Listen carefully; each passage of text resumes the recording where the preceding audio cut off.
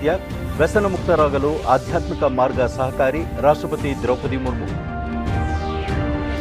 ಗುಜರಾತ್ನಲ್ಲಿ ಸಾಂಪ್ರದಾಯಿಕ ಔಷಧಿಗಳ ಜಾಗತಿಕ ಶೃಂಗಸಭೆ, ಆರೋಗ್ಯ ಕಾಪಾಡುವಲ್ಲಿ ಮಹತ್ವದ ಪಾತ್ರ, ಸಚಿವ ಮನ್ಸುಖ್ ಮಾಂಡವೀಯ.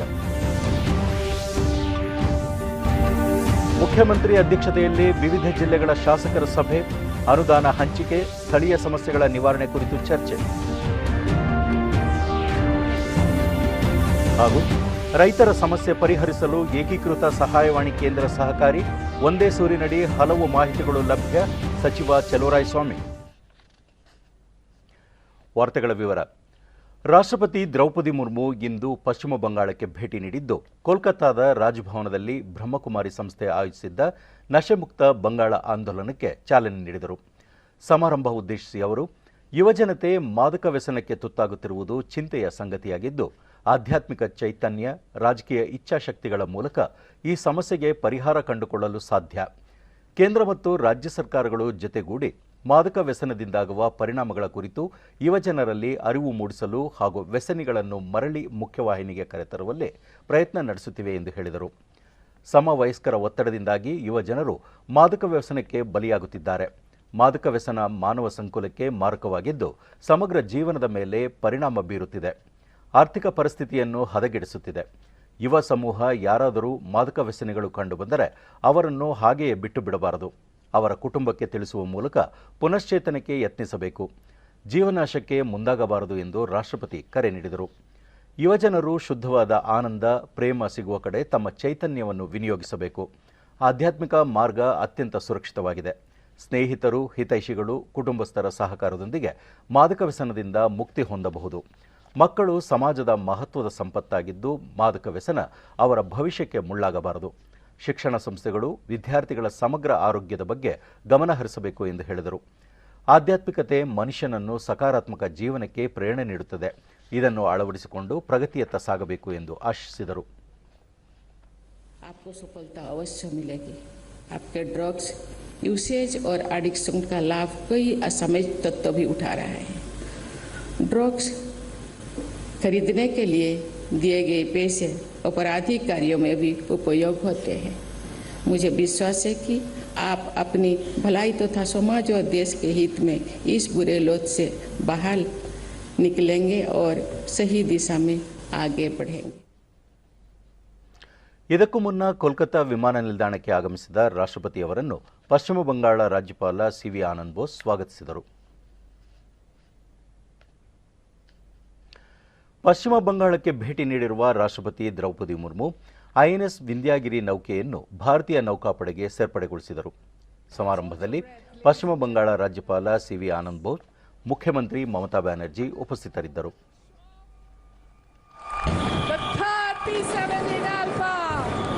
अद्भुत, अविश्वसनीय है. It's a matter of sea. It is the culmination of months of hard work in designing, planning, fabrication, production, installation, alignment. पोत को इसके वर्तमान स्वरूप में लाने और जलावतरण हेतु The induction of indigenously ಸಮಾರಂಭ ಉದ್ದೇಶಿಸಿ ಮಾತನಾಡಿದ ರಾಷ್ಟ್ರಪತಿ, ಐಎನ್ಎಸ್ ವಿಂಧ್ಯಾಗಿರಿ ನೌಕೆಯು ಆತ್ಮನಿರ್ಭರ ನೌಕಾದಳದ ಪ್ರತೀಕವಾಗಿದ್ದು, ದೇಶೀಯ ತಂತ್ರಜ್ಞಾನದಲ್ಲಿ ನಿರ್ಮಾಣಗೊಂಡಿದೆ. ನೌಕೆ ಹಲವು ಅತ್ಯಾಧುನಿಕ ಸೌಲಭ್ಯಗಳನ್ನು ಒಳಗೊಂಡಿದ್ದು, ಮುಂದುವರಿದ ತಂತ್ರಜ್ಞಾನ ಹೊಂದಿದೆ. ವಿಂಧ್ಯಾಗಿರಿ ಯುದ್ಧ ನೌಕೆಯಿಂದ ಭಾರತದ ನೌಕಾದಳದ ಬಲವರ್ಧನೆಯಾಗಿದೆ.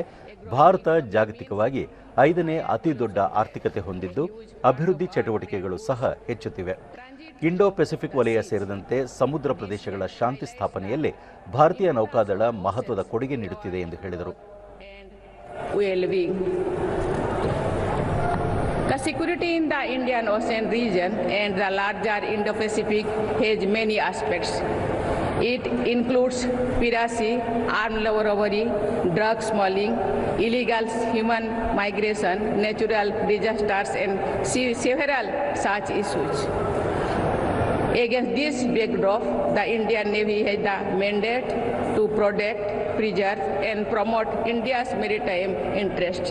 The Navy has to always remain proactive in tackling security threats. Project 17 ದರ್ಜೆಯ ಶಿವಾಲಿಕ್ ಯುದ್ಧ ನೌಕೆಗಳ ಸರಣಿಯಲ್ಲಿ ನಿರ್ಮಿಸಲಾಗಿರುವ ವಿಂಧ್ಯಾಗಿರಿ ನೌಕೆಯಿಂದ ಬ್ರಹ್ಮೋಸ್ ಕ್ಷಿಪಣಿಯನ್ನು ಉಡಾವಣೆ ಮಾಡಬಹುದು.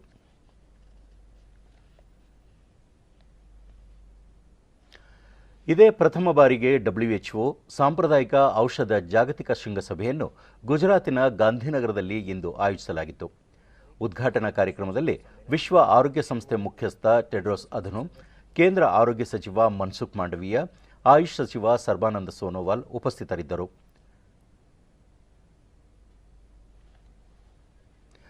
ಈ ಸಂದರ್ಭದಲ್ಲಿ ವಿಶ್ವ ಆರೋಗ್ಯ ಸಂಸ್ಥೆ ಮುಖ್ಯಸ್ಥ ಟೆಡ್ರೋಸ್ ಅಧನೋಮ್, ಭಾರತ ಪಾರಂಪರಿಕ ಚಿಕಿತ್ಸಾ ಪದ್ಧತಿಯಲ್ಲಿ ಅತ್ಯಂತ ಶ್ರೀಮಂತ ಇತಿಹಾಸ ಹೊಂದಿದೆ. ಶತಮಾನಗಳ ಹಿಂದಿನಿಂದಲೂ ಯೋಗ ಪದ್ಧತಿಯನ್ನು ಜೀವನದಲ್ಲಿ ಅಳವಡಿಸಿಕೊಂಡಿದೆ.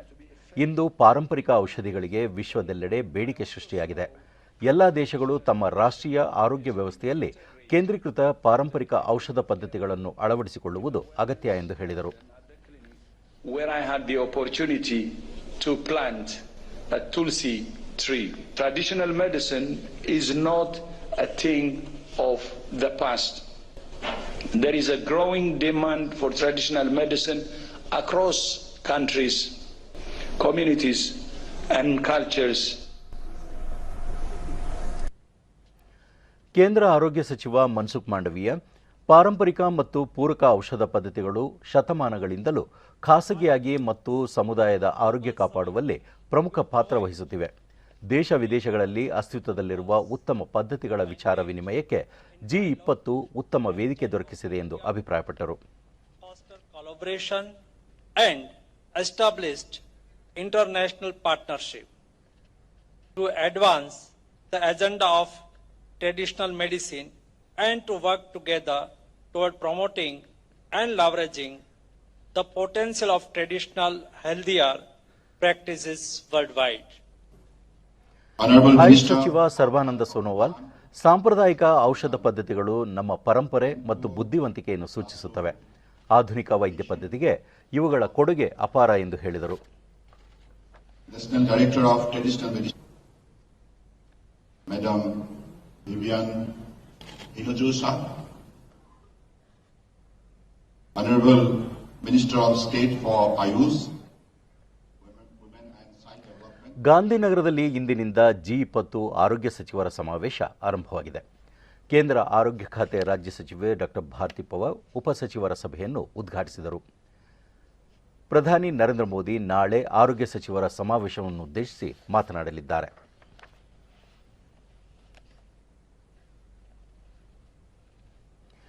ವಾರಣಾಸಿಯಲ್ಲಿ 4 ದಿನಗಳ ಯುವ 20 ಸಮಾವೇಶ ಇಂದು ಆರಂಭವಾಗಿದ್ದು, ಕೇಂದ್ರ ವಾರ್ತಾ ಮತ್ತು ಪ್ರಸಾರ ಖಾತೆ ಸಚಿವ ಅನುರಾಗ್ ಸಿಂಗ್ ಠಾಕೂರ್ ಉದ್ಘಾಟಿಸಿದರು. G20 ಸದಸ್ಯ ರಾಷ್ಟ್ರಗಳ 100ಕ್ಕೂ ಅಧಿಕ ಪ್ರತಿನಿಧಿಗಳು ಪಾಲ್ಗೊಂಡಿರುವ ಸಮಾವೇಶದಲ್ಲಿ ಭವಿಷ್ಯ, ಉದ್ಯೋಗ, ಉದ್ಯಮ, ಆವಿಷ್ಕಾರ, 21ನೇ ಶತಮಾನದಲ್ಲಿ ಕೌಶಲ್ಯಗಳ ಮಹತ್ವ ಮುಂತಾದ ವಿಷಯಗಳ ಕುರಿತು ಚರ್ಚೆ ನಡೆಯಿತು. ಇನ್ನು ದೆಹಲಿಯ ಇಂಡಿಯಾ ಇಂಟರ್ನ್ಯಾಷನಲ್ ಕೇಂದ್ರದಲ್ಲಿ ನಿನ್ನೆಯಿಂದ G20 ಸದಸ್ಯ ರಾಷ್ಟ್ರಗಳ ಚಲನಚಿತ್ರೋತ್ಸವ ಆರಂಭವಾಗಿದೆ.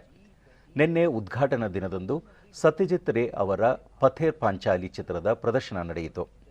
ಚಿತ್ರೋತ್ಸವದಲ್ಲಿ 14 ದೇಶಗಳ 16 ಪ್ರಶಸ್ತಿ ವಿಜೇತ ಚಲನಚಿತ್ರಗಳನ್ನು ಪ್ರದರ್ಶಿಸಲಾಗುತ್ತಿದೆ.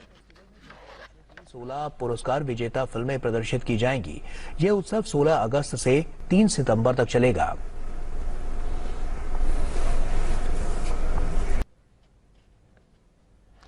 ಮುಖ್ಯಮಂತ್ರಿ ಸಿದ್ದರಾಮಯ್ಯ ಇಂದು ಕೂಡ ಹಲವು ಜಿಲ್ಲೆಗಳ ಶಾಸಕರು ಹಾಗೂ ಸಚಿವರೊಂದಿಗೆ ಆಯಾ ಜಿಲ್ಲೆಗಳ ಅಭಿವೃದ್ಧಿ ಹಾಗೂ ಸರ್ಕಾರದ ಯೋಜನೆಗಳ ಪರಿಣಾಮಕಾರಿ ಅನುಷ್ಠಾನದ ಕುರಿತು ಚರ್ಚೆ ನಡೆಸುತ್ತಿದ್ದಾರೆ. ಬೆಳಗ್ಗೆ ಅವರು ಗದಗ, ಉತ್ತರ ಕನ್ನಡ ಹಾಗೂ ಶಿವಮೊಗ್ಗ ಜಿಲ್ಲೆಗಳ ಸಚಿವರು, ಶಾಸಕರೊಂದಿಗೆ ಚರ್ಚೆ ನಡೆಸಿದರು. ನಂತರ ಮೈಸೂರು, ಚಿಕ್ಕಮಗಳೂರು ಹಾಗೂ ವಿಜಯನಗರ ಜಿಲ್ಲೆಗಳ ಜಿಲ್ಲಾ ಉಸ್ತುವಾರಿ ಸಚಿವರು ಹಾಗೂ ಆಡಳಿತ ಪಕ್ಷದ ಶಾಸಕರೊಂದಿಗೆ ಸಭೆ ನಡೆಸಿ ಅನುದಾನ ಹಂಚಿಕೆ, ಸ್ಥಳೀಯ ಮಟ್ಟದ ಸಮಸ್ಯೆ ಮತ್ತು ಪರಿಹಾರ ಸೇರಿದಂತೆ ವಿವಿಧ ಅಭಿವೃದ್ಧಿ ವಿಚಾರಗಳ ಕುರಿತು ಸಮಾಲೋಚನೆ ನಡೆಸುತ್ತಿದ್ದಾರೆ.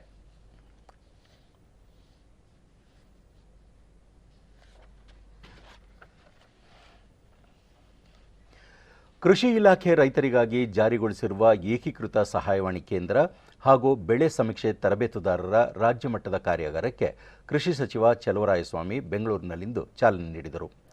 ಈ ವೇಳೆ ಕೃಷಿ ಆಯುಕ್ತ ವೈಎಸ್ ಪಾಟೀಲ್, ತೋಟಗಾರಿಕೆ ಇಲಾಖೆ ನಿರ್ದೇಶಕ ಡಿಎಸ್ ರಮೇಶ್ ಮತ್ತಿತರರು ಉಪಸ್ಥಿತರಿದ್ದರು. ಒಳ್ಳೆಯ ಸುವಾಸನೆ ಮತ್ತು ರುಚಿಕರವಾಗಿದೆ. ವಿಶೇಷತೆಗಳೊಂದಿಗೆ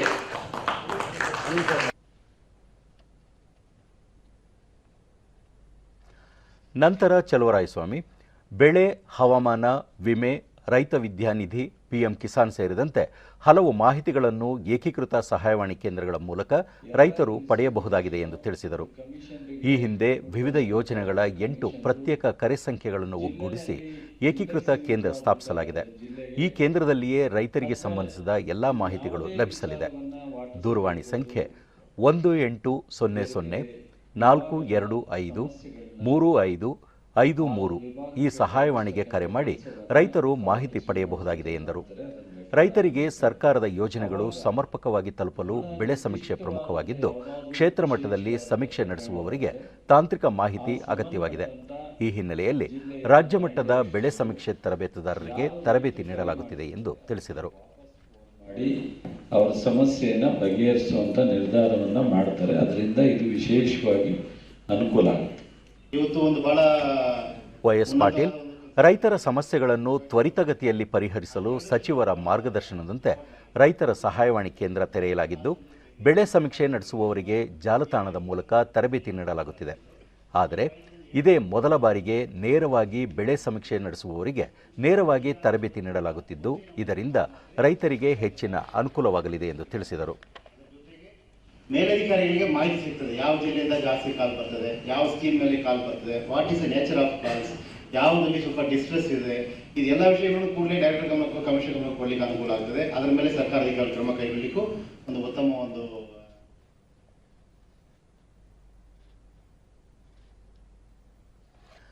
ರಾಜ್ಯದ ಹಿತವನ್ನು ಮರೆತು ಸರ್ಕಾರ ಡಿಎಂಕೆ ಪಕ್ಷವನ್ನು ಓಲೈಸಲು ತಮಿಳುನಾಡಿಗೆ ನೀರು ಬಿಡುತ್ತಿದೆ ಎಂದು ಮಾಜಿ ಮುಖ್ಯಮಂತ್ರಿ ಬಸವರಾಜ ಬೊಮ್ಮಾಯಿ ಆರೋಪಿಸಿದ್ದಾರೆ.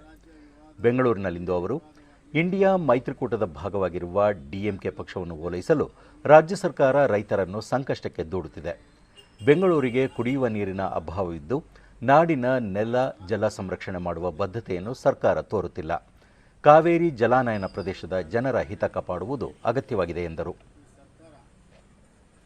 ರೋಕ ಮಾಡಿದೆ ಅನ್ನುವಂಥ ಮಾತನ್ನು ರಾಜ್ಯದ ಬರೋದಲ್ಲಿ ನಮ್ಮ ರಾಜ್ಯದ ಹಕ್ಕೇನಿದೆ, ಡ್ಯಾಮಿಂಗ್ ನಮ್ಮಲ್ಲಿದೆ. ನಮ್ಮ ಹಕ್ಕನ್ನು ಇವರು ಬಿಟ್ಟುಕೊಡ್ತಾ ಇದ್ದಾರೆ. ಇದ್ರ ಬಗ್ಗೆ ಅವ್ರಿಗೆ ಮಾಹಿತಿ ಇದೆಯೋ ಗೊತ್ತಿಲ್ಲ. ಇದು ನಮ್ಮ ಡ್ಯಾಮಿನಕ್ಕೆ ನಮ್ಮ ಕೈಯಲ್ಲಿದೆ. ಜೆಡಿಎಸ್ ಮುಖಂಡ ಎಚ್.ಡಿ. ಕುಮಾರಸ್ವಾಮಿ ತಮಿಳುನಾಡಿಗೆ ನೀರು ಹರಿಸಿರುವುದನ್ನು ಟ್ವೀಟ್ ಮೂಲಕ ವಿರೋಧಿಸಿದ್ದಾರೆ. ರಾಜ್ಯದಲ್ಲಿ ಮಳೆಯ ಅಭಾವ ಉಂಟಾಗಿದ್ದು ಜಲಾಶಯಗಳು ಭರ್ತಿಯಾಗದೆ ನೀರಿನ ಕೊರತೆ ಇದೆ. ರಾಜ್ಯದ ಹಿತವನ್ನು ಸರ್ಕಾರ ಮರೆತು ಇಂಡಿಯಾ ಮೈತ್ರಿಕೂಟಕ್ಕೆ ಜೀವದಾನ ನೀಡಲು ತಮಿಳುನಾಡಿಗೆ ನೀರು ಹರಿಸಲಾಗುತ್ತಿದೆ ಎಂದು ಆರೋಪಿಸಿದ್ದಾರೆ.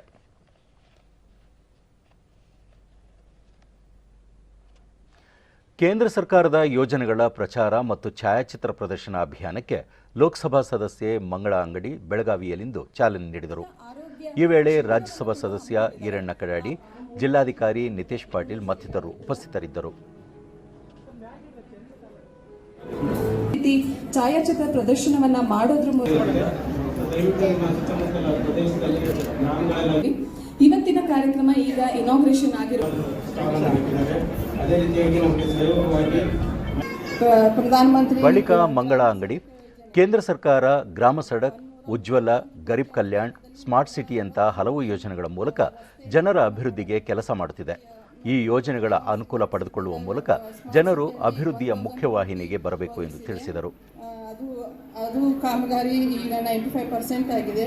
ಅದೇ ಥರ ಜಲ್ ಜೀವನ್ ಮಿಷನ್, ಪ್ರತಿ ಮನೆಗೆ ಶುದ್ಧ ಕುಡಿ ನೀರು ಮಹಿಳೆಯರಿಗೆ ಎಷ್ಟು ಅನುಕೂಲ ಆಗ್ತೈತಿ. ಇಲ್ಲಾಂದ್ರೆ ಮೊದಲು ದೂರ ಇಲ್ಲೇ ಹೋಗಿ ತೊಗೊಂಬರ್ಬೇಕಾಗ್ತಿತ್ತು ನೀರು ತೊಗೊಂಬರೋದಾದ್ರೆ, ಇವಾಗ ಮನೆ ಮನೆಗೆ ಶುದ್ಧ ಕುಡಿ ನೀರು ವ್ಯವಸ್ಥೆ ಮಾಡಿದ್ದಾರೆ.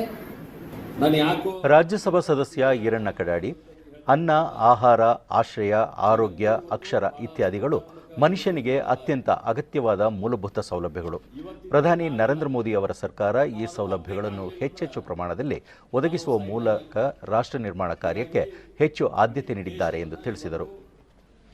ಪ್ರಗತಿ ಪಥದತ್ತ ಕೊಂಡೊಯ್ಯಲಿಕ್ಕೆ ಸನ್ಮಾನ್ಯ ಪ್ರಧಾನಿ ನರೇಂದ್ರ ಮೋದಿ ಅವರು ಸ್ವಾತಂತ್ರ್ಯ ನಂತರ ಭಾರತದ ಒಟ್ಟು ಚಿತ್ರಣವನ್ನು ಜಗತ್ತಿನ ಎದುರುಗಡೆ ಕಟ್ಟಿಕೊಡ್ತಕ್ಕಂಥ ಕೆಲಸ ಮಾಡಿದ್ದಾರೆ. ಜಗತ್ತು ಕೂಡ ಇವತ್ತು ಭಾರತವನ್ನ ಆಶ್ಚರ್ಯದಿಂದ ನೋಡ್ತಕ್ಕಂಥ ಒಂದು ವಾತಾವರಣ ಇವತ್ತು ದೇಶದೊಳಗೆ ನಿರ್ಮಾಣ ಆಗಿರುವಂಥದ್ದನ್ನು ಕೂಡ ನಾವು ನೋಡ್ತೀವಿ.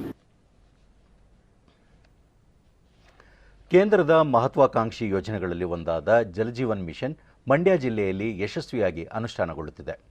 ಯೋಜನೆಯ ಪರಿಣಾಮಕಾರಿ ಅನುಷ್ಠಾನಕ್ಕಾಗಿ ಜಿಲ್ಲಾ ಪಂಚಾಯಿತಿ ಮುಖ್ಯ ಕಾರ್ಯನಿರ್ವಹಣಾಧಿಕಾರಿ ಶೇಖ್ ತನ್ವೀರ್ ಆಸಿಫ್ ನೇತೃತ್ವದ ತಂಡ ಜಿಲ್ಲೆಯ ನಾಗಮಂಗಲ ತಾಲೂಕಿನ ಹೊಳಗೆರೆಪುರ ಗ್ರಾಮಕ್ಕೆ ಭೇಟಿ ನೀಡಿ ಪರಿಶೀಲನೆ ನಡೆಸಿತು.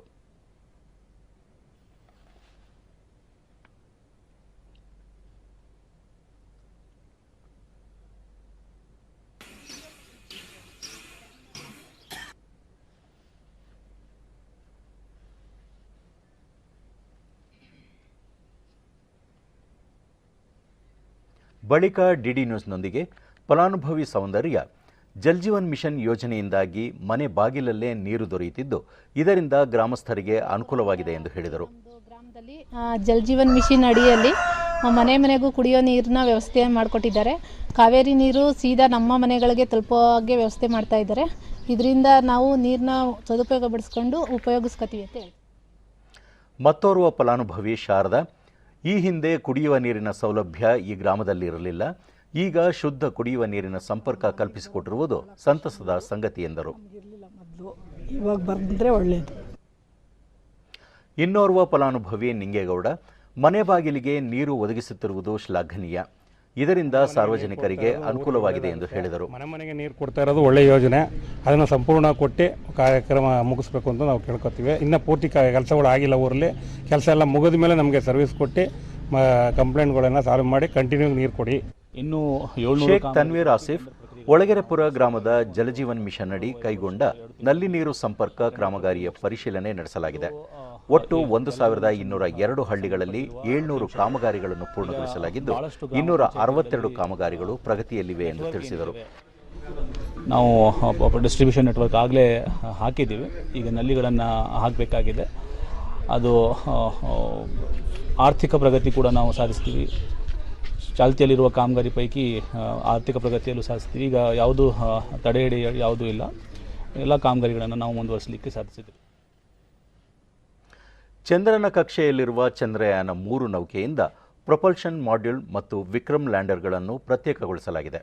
ಈ ಮೂಲಕ ಚಂದ್ರಯಾನ ಸಾಧನೆಯತ್ತ ಮತ್ತೊಂದು ಮಹತ್ವದ ಹೆಜ್ಜೆ ಇರಿಸಲಾಗಿದೆ.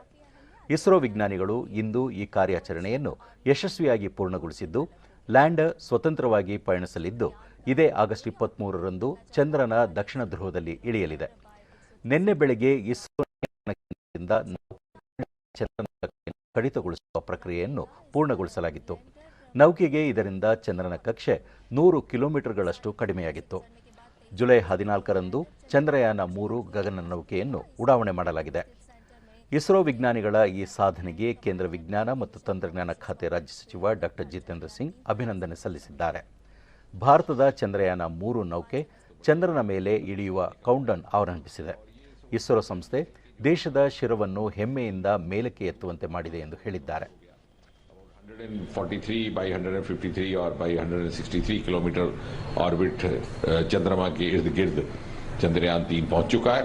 अब अगला उसका माइलस्टोन या महत्वपूर्ण जो उसका पड़ाव रहेगा वो रहेगा कि जो लैंडर मॉड्यूल प्रोपल्शन मॉड्यूल से बाहर निकलेगा और हमारी ये अपेक्षा है कि ये 17 अगस्त के लगभग होना चाहिए ऐसा. उसके उपरांत साउथ पोल के नजदीक जाकर के वो एग्जैक्ट उस स्थान. ಸೈಬರ್ ವಂಚನೆ ಪ್ರಕರಣಗಳಿಗೆ ಕಡಿವಾಣ ಹಾಕಲು ಕೇಂದ್ರ ಸರ್ಕಾರ ದೂರಸಂಪರ್ಕ ವಲಯದಲ್ಲಿ 2 ಮಹತ್ವದ ಸುಧಾರಣಾ ಕ್ರಮಗಳನ್ನು ಕೈಗೊಂಡಿದೆ. ಕೇಂದ್ರ ದೂರಸಂಪರ್ಕ ಸಚಿವ ಅಶ್ವಿನಿ ವೈಷ್ಣವ್ ಸುದ್ದಿಗೋಷ್ಠಿಯಲ್ಲೇ ದೇಶದಲ್ಲಿ ಸೈಬರ್ ವಂಚನೆ ಪ್ರಕರಣಗಳು ದಿನೇ ದಿನೇ ಹೆಚ್ಚುತ್ತಿದ್ದು ಇವುಗಳಿಗೆ ಕಟ್ಟುನಿಟ್ಟಿನ ಕಡಿವಾಣ ಹಾಕುವ ಅಗತ್ಯವಿದೆ. ಈ ನಿಟ್ಟಿನಲ್ಲಿ ಸಿಮ್ ಮಾರಾಟ ಮಾಡುವ ಡೀಲರ್ಗಳ ನೋಂದಣಿಯನ್ನು ಕಡ್ಡಾಯಗೊಳಿಸಲಾಗಿದೆ ಎಂದು ತಿಳಿಸಿದರು. ಸಿಮ್ ಮಾರಾಟಗಾರರು ಕಾನೂನು ಪ್ರಕಾರ ಪರಿಶೀಲನೆ ಪ್ರಕ್ರಿಯೆ ನಡೆಸದಿರುವುದು ಬೆಳಕಿಗೆ ಬಂದಿದೆ. ಪರಿಶೀಲನೆ ಪ್ರಕ್ರಿಯೆ ಕಡಿತಗೊಳಿಸಿ ಸಿಮ್ ಮಾರಾಟ ಮಾಡುವತ್ತ ಅವರು ಗಮನ ನೆಟ್ಟಿರುತ್ತಾರೆ. ಈ ಹಿನ್ನೆಲೆಯಲ್ಲಿ ಸಿಮ್ ಮಾರಾಟಗಾರರು ಪೊಲೀಸ್ ಮತ್ತು ಬಯೋಮೆಟ್ರಿಕ್ ಪರಿಶೀಲನೆಗೆ ಒಳಪಡುವುದು ಸಹ ಕಡ್ಡಾಯವಾಗಲಿದೆ. ಸಿಮ್ ಮಾರಾಟಗಾರರ ಮೇಲೆ ನಿಯಂತ್ರಣ ಮತ್ತು ಅವರಲ್ಲಿ ಹೊಣೆಗಾರಿಕೆ ಹೆಚ್ಚಿಸುವುದು ಇದರ ಉದ್ದೇಶವಾಗಿದೆ ಎಂದು ತಿಳಿಸಿದರು. ಏಕಕಾಲದಲ್ಲಿ ಅಪಾರ ಪ್ರಮಾಣದ ಸಿಮ್ ಕಾರ್ಡ್ಗಳನ್ನು ಖರೀದಿ ಮಾಡುವ ಮೂಲಕ ಸೈಬರ್ ವಂಚನೆ ಮಾಡಲಾಗುತ್ತಿದೆ. ಈ ಅವಕಾಶ ಉದ್ಯಮಿಗಳಿಗೆ, ಕಾರ್ಪೊರೇಟ್ ಸಂಸ್ಥೆಗಳಿಗೆ ಅನುಕೂಲಕರವಾಗಿದ್ದರೂ 20% ದುರುಪಯೋಗವಾಗುತ್ತಿತ್ತು. ಸಾಕಷ್ಟು ಅಧ್ಯಯನ ನಡೆಸಿದ ಬಳಿಕ ಏಕಕಾಲದಲ್ಲಿ ಬೃಹತ್ ಪ್ರಮಾಣದ ಸಿಮ್ ಕಾರ್ಡ್ ಖರೀದಿ ಸೌಲಭ್ಯವನ್ನು ರದ್ದುಪಡಿಸಲಾಗುತ್ತಿದೆ ಎಂದು ಹೇಳಿದರು. ಉದ್ಯಮಿಗಳಿಗೆ, ಕಾರ್ಪೊರೇಟ್ ಸಂಸ್ಥೆಗಳಿಗೆ ಏಕಕಾಲದಲ್ಲಿ ಹೆಚ್ಚು ಸಿಮ್ ಕಾರ್ಡ್ಗಳು ಬೇಕಾಗಿರುವಾಗ ಖರೀದಿದಾರರ ಕೆವೈಸಿ ಮಾಹಿತಿ ಪಡೆಯಲಾಗುತ್ತದೆ. ಇದರಿಂದ ಸೈಬರ್ ವಂಚನೆ ತಡೆಯುವಲ್ಲಿ ಮಹತ್ವದ ಬದಲಾವಣೆ ಸಾಧ್ಯವಾಗಲಿದೆ ಎಂದು ಹೇಳಿದರು. अभी तक का जो डेटा और जो एविडेंस देखी उससे ये समझ में आया कि बहुत बड़ी कॉम्प्लिसिटी है डीलर की। जो पॉइंट ऑफ सेल होता है, जो सिम बेचता है, उसकी बहुत बड़ी कॉम्प्लिसिटी होती है। वो एक्चुअल जितना चेक करना चाहिए, जो कानून के हिसाब से जो वेरिफिकेशन एक्चुअल में करना चाहिए, वो वेरिफिकेशन नहीं करते। किसी न किसी तरीके से उस वेरिफिकेशन प्रोसेस को शॉर्ट सर्किट करके सिम बेचने में उनका फोकस रहता है। तो इसको कंट्रोल में करने के लिए पुलिस वेरिफिकेशन मैंडेटरी कर रहे हैं। जो भी डीलर बनेगा उसका वेरिफिकेशन, बायोमेट्रिक वेरिफिकेशन और पुलिस वेरिफिकेशन मैंडेटरी कर रहे हैं। उन सभी पॉइंट ऑफ सेल के जो डीलर्स हैं उनका रजिस्ट्रेशन कंपल्सरी कर रहे हैं। ದೇಶದ ಪೂರ್ವ ಮತ್ತು ಮಧ್ಯಭಾಗದಲ್ಲಿ ಇಂದಿನಿಂದ ಭಾರೀ ಮಳೆಯಾಗಲಿದೆ. ಒಡಿಶಾದಲ್ಲಿ ಮುಂದಿನ 2 ದಿನಗಳ ಕಾಲ ಗುಡುಗು ಸಹಿತ ಮಳೆಯಾಗಲಿದೆ ಎಂದು ಹವಾಮಾನ ಇಲಾಖೆ ತಿಳಿಸಿದೆ. ಅಂಡಮಾನ್ ನಿಕೋಬಾರ್ ದ್ವೀಪಗಳು, ಜಾರ್ಖಂಡ್, ಪಶ್ಚಿಮ ಬಂಗಾಳ, ಸಿಕ್ಕಿಂ ರಾಜ್ಯಗಳಲ್ಲೂ ಧಾರಾಕಾರ ಮಳೆ ಸುರಿಯಲಿದೆ. ಛತ್ತೀಸ್ಗಢ, ಮಧ್ಯಪ್ರದೇಶ, ವಿದರ್ಭಗಳಲ್ಲೂ ಮುಂದಿನ 3 ದಿನಗಳ ಕಾಲ ಭಾರೀ ಮಳೆಯಾಗಲಿದೆ ಎಂದು ಇಲಾಖೆ ತಿಳಿಸಿದೆ.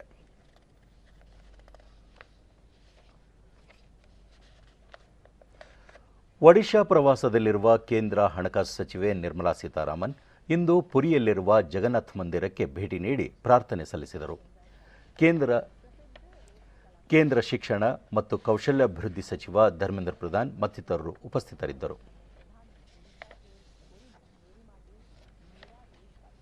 ಬಳಿಕ ನಿರ್ಮಲಾ ಸೀತಾರಾಮನ್ ಪುರಿಯ ಸಮುದ್ರ ತೀರದಲ್ಲಿ ನನ್ನ ನೆಲ ನನ್ನ ದೇಶ ಘೋಷವಾಕ್ಯವನ್ನು ಆಧರಿಸಿ ಮರಳು ಕಲಾವಿದ ಸುದರ್ಶನ್ ಪಟ್ನಾಯಕ್ ಅವರು ರಚಿಸಿದ ಮರಳು ಕಲಾಕೃತಿಯನ್ನು ವೀಕ್ಷಿಸಿದರು. ನನ್ನ ನೆಲ ನನ್ನ ದೇಶವನ್ನು ಆಧರಿಸಿದ ಗಿಡ ನೆಡುವ ಕಾರ್ಯಕ್ರಮದಲ್ಲಿ ಭಾಗವಹಿಸಿದರು. ನಂತರ ವಿದೇಶಿ ಆಡಳಿತದ ಫಲವಾಗಿ ನಮ್ಮಲ್ಲಿ ಬೇರು ಬಿಟ್ಟಿರುವ ದಾಸ್ಯದ ಮನೋಭಾವದಿಂದ ಹೊರಬರಬೇಕಾಗಿದೆ. ಆಗಲೇ 2047ರಲ್ಲಿ ಭಾರತದ ಅಭಿವೃದ್ಧಿ ಹೊಂದಿದ ದೇಶವಾಗಲು ಸಾಧ್ಯ ಎಂದು ಹೇಳಿದರು. आवश्यक है, तब ही बनेगा 2047 में भारत देश एक विकसित देश बनेगा। आप सब लोग को भारत का गर्व महसूस करने का एक माहौल तब ही बनेगी। ಭಾರತೀಯ ಜನತಾ ಪಕ್ಷದ ಒಬಿಸಿ ಮೋರ್ಚಾದಿಂದ ಬರುವ ಸೆಪ್ಟೆಂಬರ್ 17ರಂದು ದೇಶದೆಲ್ಲೆಡೆ ವಿಶ್ವಕರ್ಮ ಜಯಂತಿಯನ್ನು ಆಚರಿಸಲಾಗುವುದು ಎಂದು ಬಿಜೆಪಿ ಒಬಿಸಿ ಮೋರ್ಚಾ ರಾಷ್ಟ್ರೀಯ ಅಧ್ಯಕ್ಷ ಡಾಕ್ಟರ್ ಕೆ ಲಕ್ಷ್ಮಣ್ ತಿಳಿಸಿದ್ದಾರೆ. ಸುದ್ದಿಗೋಷ್ಠಿಯಲ್ಲಿ ಅವರು ಪ್ರಧಾನಿ ನರೇಂದ್ರ ಮೋದಿ ನೇತೃತ್ವದ ಸರ್ಕಾರ ದೇಶದ ಪಾರಂಪರಿಕ ಕುಶಲಕರ್ಮಿಗಳ ಅಭ್ಯುದಯಕ್ಕಾಗಿ ವಿಶ್ವಕರ್ಮ ಯೋಜನೆಯನ್ನು ಆರಂಭಿಸಿದೆ. ಇದರಿಂದ ಲಕ್ಷಾಂತರ ಕುಶಲಕರ್ಮಿಗಳಿಗೆ ಅನುಕೂಲವಾಗಲಿದೆ ಎಂದು ತಿಳಿಸಿದರು. ಬಿಜೆಪಿ ಸರ್ಕಾರ ಒಬಿಸಿ ಸಮುದಾಯದ ಅಭಿವೃದ್ಧಿಗೆ ಬದ್ಧವಾಗಿದ್ದು, ಇದೇ ಮೊದಲ ಬಾರಿಗೆ 27 ಜನ ಒಬಿಸಿ ಸಮುದಾಯದವರಿಗೆ ಕೇಂದ್ರ ಸಚಿವ ಸಂಪುಟದಲ್ಲಿ ಸ್ಥಾನ ನೀಡಲಾಗಿದೆ. ಈ ವರ್ಗದ ಮಕ್ಕಳ ಶಿಕ್ಷಣಕ್ಕೆ ಹಲವು ಸೌಲಭ್ಯ ಕಲ್ಪಿಸಲಾಗಿದೆ. ಒಬಿಸಿ ಆಯೋಗಕ್ಕೆ ಸಾಂವಿಧಾನಿಕ ಮಾನ್ಯತೆ ನೀಡಲಾಗಿದೆ ಎಂದು ಹೇಳಿದರು. पैमाने से विश्वकर्मा जयंती मनाएंगे और इन वर्ग के लोगों को भी हम इनका इसमें जरूर नामांकन करेंगे. ಹಿಮಾಚಲ ಪ್ರದೇಶದಲ್ಲಿ ಭಾರೀ ಮಳೆ, ಪ್ರವಾಹ ಮತ್ತು ಭೂಕುಸಿತದಿಂದಾಗಿ ಇದುವರೆಗೆ 71 ಮಂದಿ ಮೃತಪಟ್ಟಿದ್ದಾರೆ. ಕುಲು, ಮನಾಲಿ, ಲಾಹೋಲ್, ಸ್ಪಿತಿ, ಲೇಹ್ ಪ್ರದೇಶಗಳಲ್ಲಿ ರಸ್ತೆ ಸಂಪರ್ಕ ಸಂಪೂರ್ಣ ಹದಗೆಟ್ಟಿದೆ. ಕಿರತ್ಪುರ್ ಮನಾಲಿ ರಾಷ್ಟ್ರೀಯ ಹೆದ್ದಾರಿಯ ಹಲವು ಭಾಗಗಳಲ್ಲಿ ಭೂಕುಸಿತ ಉಂಟಾಗಿದ್ದು ಸಂಚಾರ ವ್ಯವಸ್ಥೆ ಸ್ಥಗಿತಗೊಂಡಿದೆ. ರಾಜಧಾನಿ ಶಿಮ್ಲಾದಲ್ಲಿ ಹಲವು ಕಟ್ಟಡಗಳು ಧರೆಗುರುಳಿದ್ದು ಇನ್ನು 10ಕ್ಕೂ ಹೆಚ್ಚು ಕಟ್ಟಡಗಳು ನೆಲಕ್ಕುರುಳುವ ಆತಂಕ ಎದುರಾಗಿದೆ. 500ಕ್ಕೂ ಹೆಚ್ಚು ಮರಗಳು ಬುಡಮೇಲಾಗಿವೆ. ಇದೇ ವೇಳೆ ಮುಖ್ಯಮಂತ್ರಿ ಸುಖ್ವಿಂದರ್ ಸಿಂಗ್ ಸುಖು ಆಗಸ್ಟ್ 13ರಿಂದ ಇದುವರೆಗೆ 157% ಮಳೆ ಸುರಿದಿದ್ದು ವ್ಯಾಪಕ ಆಸ್ತಿಪಾಸ್ತಿ ಹಾನಿಯುಂಟಾಗಿದೆ. ಇಡೀ ರಾಜ್ಯಾದ್ಯಂತ ಅಲ್ಲೋಲ ಕಲ್ಲೋಲ ಪರಿಸ್ಥಿತಿ ನಿರ್ಮಾಣವಾಗಿದೆ ಎಂದರು. ಭೂಕುಸಿತವಾಗಿರುವ ಪ್ರದೇಶಗಳಿಗೆ ಎನ್ಡಿಆರ್ಎಫ್ ತಂಡಗಳನ್ನು ಕಳುಹಿಸಲಾಗಿದ್ದು ರಕ್ಷಣಾ ಕಾರ್ಯಾಚರಣೆ ಭರದಿಂದ ಸಾಗಿದೆ.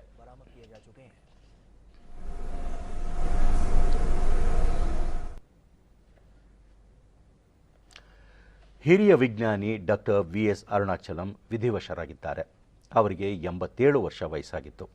ಅಮೆರಿಕದ ಕ್ಯಾಲಿಫೋರ್ನಿಯಾದಲ್ಲಿ ಅವರು ಇಹಲೋಕ ತ್ಯಜಿಸಿದ್ದಾರೆ. ನಿಮೋನಿಯಾ ಮತ್ತು ಪಾರ್ಕಿನ್ಸನ್ಸ್ ಕಾಯಿಲೆಯಿಂದ ಅವರು ಬಳಲುತ್ತಿದ್ದರು. ಡಿಆರ್ಡಿಒದ ಮಾಜಿ ಮುಖ್ಯಸ್ಥರಾಗಿದ್ದ ಅವರು ದೇಶದ ಭದ್ರತೆ ಮತ್ತು ವಿಜ್ಞಾನ ಲೋಕಕ್ಕೆ ಅಪಾರ ಕೊಡುಗೆ ನೀಡಿದ್ದರು. ವಿ.ಎಸ್. ಅರುಣಾಚಲಂ ಕೇಂದ್ರ ರಕ್ಷಣಾ ಸಚಿವರ ವೈಜ್ಞಾನಿಕ ಸಲಹೆಗಾರರಾಗಿಯೂ ಕಾರ್ಯನಿರ್ವಹಿಸಿದ್ದರು. 1986ರಲ್ಲಿ ಪದ್ಮಭೂಷಣ, 1990ರಲ್ಲಿ ಪದ್ಮವಿಭೂಷಣ ಪ್ರಶಸ್ತಿಗೂ ಅವರು ಭಾಜನರಾಗಿದ್ದರು. 2015ರಲ್ಲಿ ಡಿಆರ್ಡಿಒದಿಂದ ಜೀವಮಾನ ಸಾಧನೆಯ ಪ್ರಶಸ್ತಿ ಸ್ವೀಕರಿಸಿದ್ದರು. ಭಾರತದ ಕ್ಷಿಪಣಿಗಳ ಅಭಿವೃದ್ಧಿ ಕಾರ್ಯಕ್ರಮಗಳಲ್ಲಿ ಅರುಣಾಚಲಂ ಮುಂಚೂಣಿ ಪಾತ್ರವನ್ನು ನಿಭಾಯಿಸಿದ್ದರು. ಅಗ್ನಿ, ಪೃಥ್ವಿ, ಆಕಾಶ್ ಕ್ಷಿಪಣಿ ಹಾಗೂ ತೇಜಸ್ ಯುದ್ಧ ವಿಮಾನ ರೂಪಿಸುವಲ್ಲಿ ಮಹತ್ವದ ಪಾತ್ರ ವಹಿಸಿದ್ದರು. ಅರುಣಾಚಲಂ ಅವರ ನಿಧನಕ್ಕೆ ಪ್ರಧಾನಿ ನರೇಂದ್ರ ಮೋದಿ ತೀವ್ರ ಸಂತಾಪ ಸೂಚಿಸಿದ್ದಾರೆ. ವಿಜ್ಞಾನ ಲೋಕಕ್ಕೆ ಅರುಣಾಚಲಂ ಅವರ ನಿಧನದಿಂದ ತುಂಬಲಾರದ ನಷ್ಟ ಉಂಟಾಗಿದೆ ಎಂದು ಪ್ರಧಾನಿ ಟ್ವೀಟ್ ಮಾಡಿದ್ದಾರೆ. ಕೊನೆಯಲ್ಲಿ ಮತ್ತೊಮ್ಮೆ ಮುಖ್ಯಾಂಶಗಳು. ದುಶ್ಚಟಗಳ ಪರಿಣಾಮ ಕುರಿತು ಯುವ ಸಮೂಹದಲ್ಲಿ ಜಾಗೃತಿ ಅಗತ್ಯ. ವ್ಯಸನ ಮುಕ್ತರಾಗಲು ಆಧ್ಯಾತ್ಮಿಕ ಮಾರ್ಗ ಸಹಕಾರಿ. ರಾಷ್ಟ್ರಪತಿ ದ್ರೌಪದಿ ಮುರ್ಮು. ಗುಜರಾತ್ನಲ್ಲಿ ಸಾಂಪ್ರದಾಯಿಕ ಔಷಧಿಗಳ ಜಾಗತಿಕ ಶೃಂಗಸಭೆ.